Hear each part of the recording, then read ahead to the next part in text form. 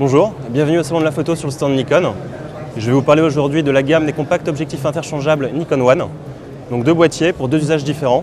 Dans un premier temps, le Nikon One J2 pour un usage plus familial, pour des utilisateurs qui recherchent avant tout une qualité d'image et sans non plus aller jusqu'au réflexe qui peut être un petit peu encombrant, un petit peu impressionnant.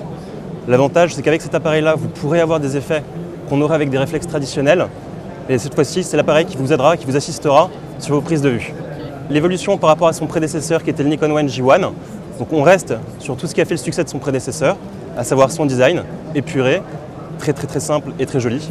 On passe sur des couleurs différentes, puisque maintenant on a aussi le orange qui est présent, avec un nouveau rouge avec des effets de texture, un nouveau rose aussi avec des effets de texture, et puis on a aussi des composantes métalliques qui permettent d'augmenter l'effet de qualité perçu.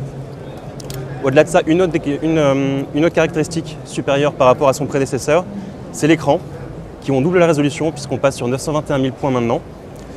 Et au-delà de ça, le vrai plus par rapport au J1, c'est le mode créatif C, qui va vous permettre, en appuyant sur la touche fonction ici, d'avoir accès à différents modes créatifs, et notamment le mode PSAM, parce que pour pouvoir y accéder avec le Nikon One J1, il fallait passer par le menu avant, donc c'était un peu laborieux, c'était pas très ergonomique.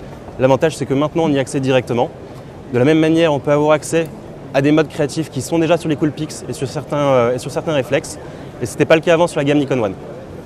Et bien entendu, on reste aussi sur les modes de prise de vue qui étaient innovants et qui avaient été instaurés par le Nikon One J1, à savoir le mode sélecteur photo optimisé, où l'appareil va prendre en photo 20 photos en rafale en instantané et va choisir, selon un algorithme très précis, en fonction de différents critères comme l'orientation de visage, le sourire et l'exposition, 5 photos qui sont selon lui les meilleures.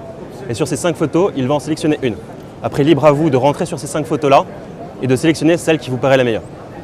Ou encore le Motion Snapshot, qui est un mélange de vidéos et de photos, où vous allez prendre, l'appareil va commencer à enregistrer avant d'avoir appuyé sur le déclencheur, un film en ralenti. Ensuite, vous appuyez sur le déclencheur, et là, vous allez avoir une petite vidéo ralentie, un écran noir, et ensuite une photo, le tout accompagné d'une musique.